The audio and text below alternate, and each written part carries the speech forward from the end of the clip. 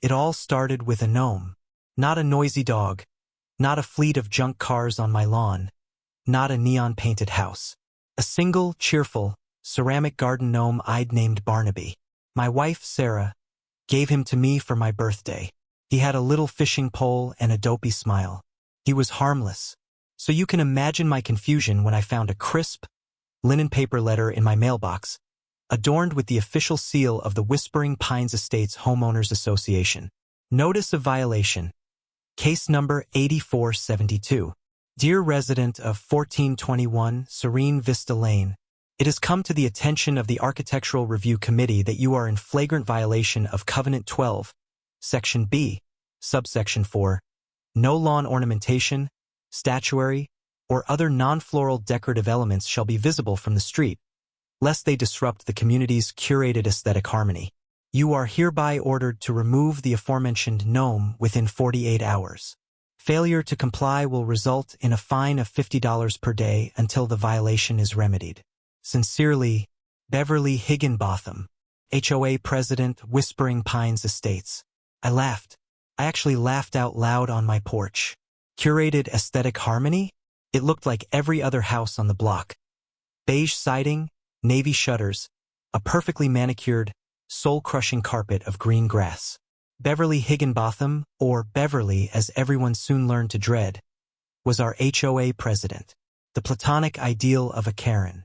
She had a helmet of blonde hair, wore oversized sunglasses even on cloudy days, and patrolled the neighborhood in a golf cart she'd dubbed the Compliance Cruiser. I'm a reasonable guy. I'm a federal judge, which means my day job is literally dealing with conflict and interpreting rules. I believe in order. So I decided to be diplomatic. I went to the next HOA meeting.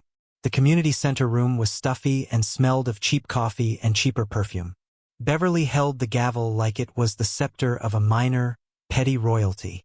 Next item, she chirped. Violation number 8472. The gnome at 1421 Serene Vista. Mr. Miller, have you complied? Beverly? I said, keeping my voice calm and even. It's a small garden gnome. My wife is very fond of it. It's not disruptive. In fact, I'd argue it adds a touch of personality. Personality is not in the covenants, Mr. Miller, she said, her smile not reaching her eyes. Uniformity is. Harmony is. We cannot make exceptions. If we allow your gnome, soon the Johnsons will want a flamingo. And then where are we? Anarchy. I blinked. Anarchy? Via Fauna? It's a slippery slope, she said, nodding gravely. A few of her sycophants on the board nodded along. The fine stands. Remove the gnome. I sighed. Fine. It wasn't worth the fight. Barnaby the gnome was relocated to our fenced-in backyard, out of sight from the street. Sarah was annoyed, but I told her it wasn't a hill worth dying on. Oh, the irony. The real issue, the hill I would die on, was the ranch bridge. Our property backs up to a small, charming creek. Nothing major, maybe 6 feet across. When we bought the house, the previous owners had a beautiful, rustic wooden footbridge crossing it, leading to a little sitting area under a willow tree. It was one of the main reasons we fell in love with the place. Sarah and I would have our coffee out there on weekends. It was peaceful. About a month after the gnome incident, another linen paper missile arrived. Notice of violation. Case number 8511. Dear resident, a recent inspection has revealed an unapproved, non-compliant structure on your property. Covenant 18, Section A. No permanent or semi-permanent structures, including, but not limited to, sheds, gazebos, decks, or bridges, may be erected without prior written approval from the Architectural Review Committee. The footbridge spanning the creek must be removed within 30 days. Sincerely, Beverly Higginbotham. Now, this was different. This wasn't a gnome. This was a part of my home, my sanctuary. I did my homework. I pulled out the massive HOA bylaws document, a tome of misery I'd thankfully skimmed before buying the house. I found my loophole, or so I thought. Covenant 18, Section A had a grandfather clause.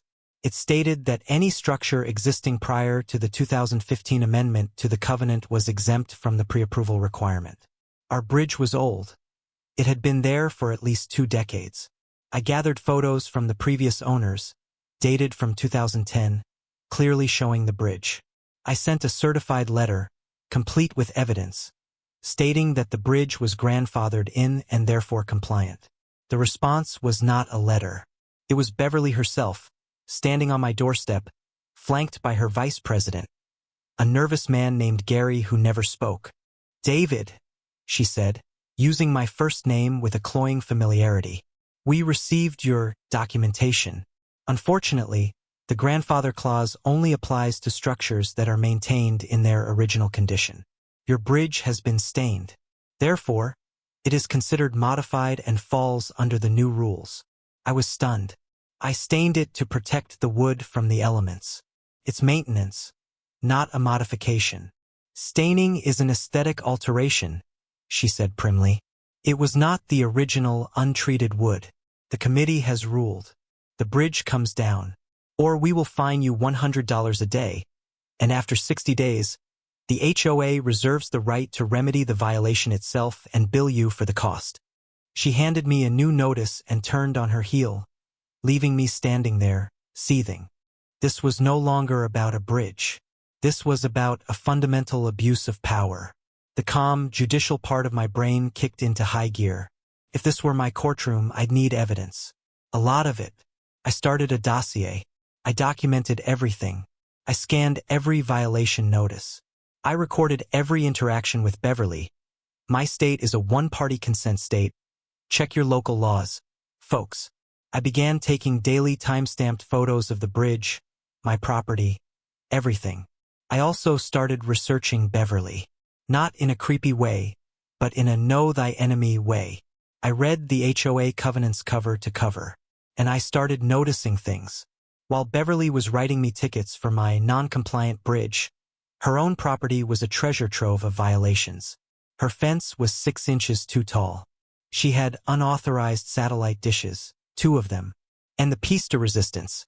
She had installed permanent, non-removable holiday lighting along her roofline, a clear violation of Covenant 22, Section C. The hypocrisy was breathtaking. I sent one final, meticulously worded letter. I cited the specific covenants she was violating. I attached photos. I concluded with, "It appears the enforcement of our community's covenants is being applied in a selective and discriminatory manner. I trust we can resolve this matter amicably before further action is required." Her response was a masterpiece of petty arrogance. Final notice. Case number 8511. Mr. Miller, your accusations are baseless and noted. The committee's decisions are final. Your bridge is scheduled for removal by HOA contracted crews on October 14th. Any interference will be considered trespassing and will be reported to the authorities. The fines, now totaling $2,850, are due upon receipt of this letter. Regards, Beverly Higginbotham. She had escalated to a unilateral threat of destruction. She thought she was the ultimate authority in Whispering Pines. She was about to learn about a little thing called federal jurisdiction. October 14th arrived.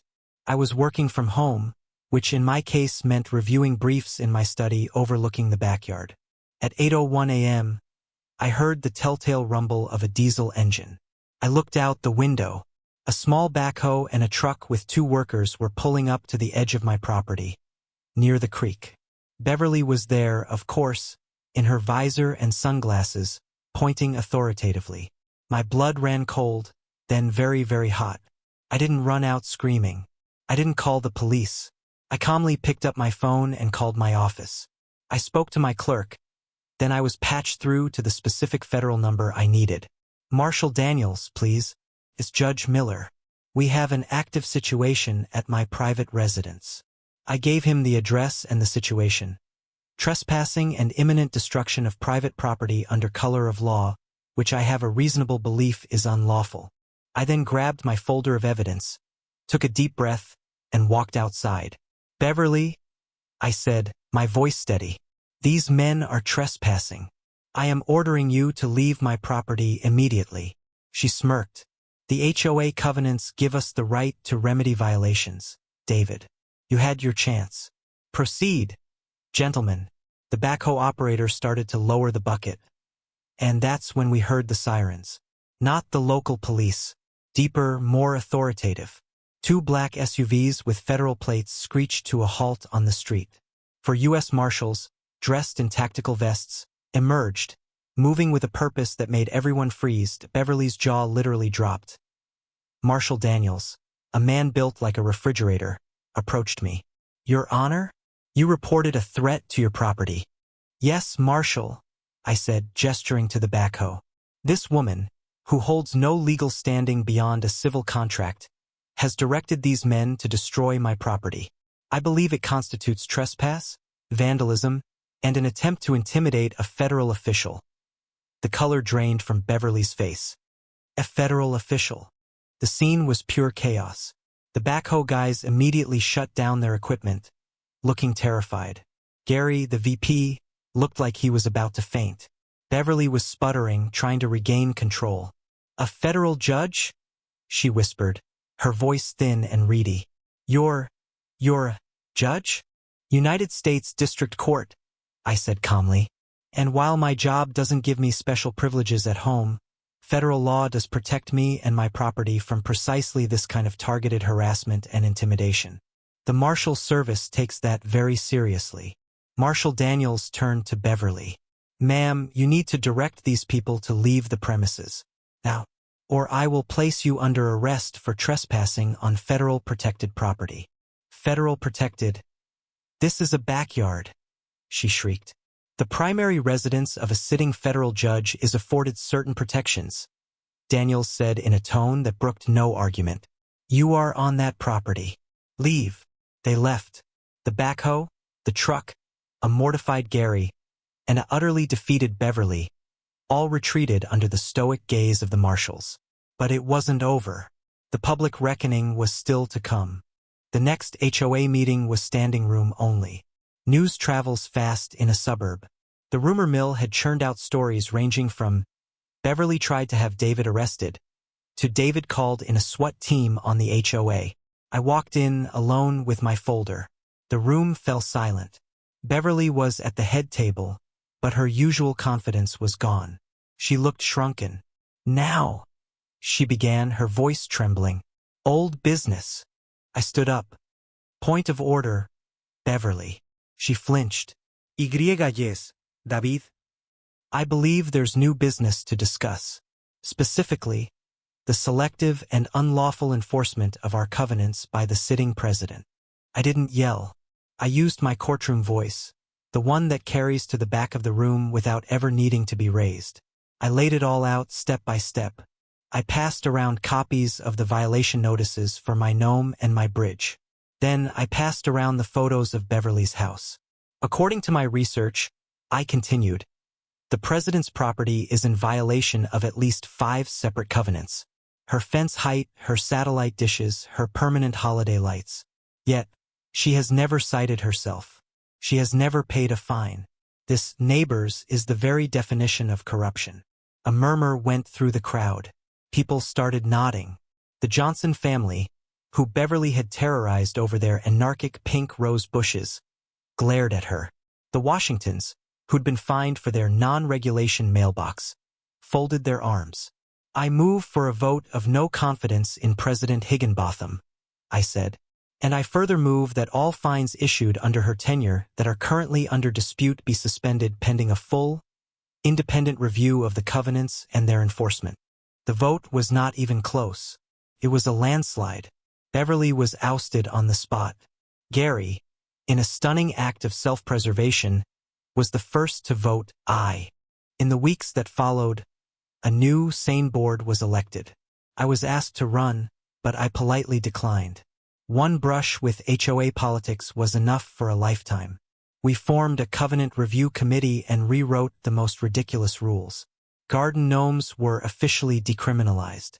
The grandfather clause was clarified. Common sense reigned. The final, sweet piece of justice came about a month later.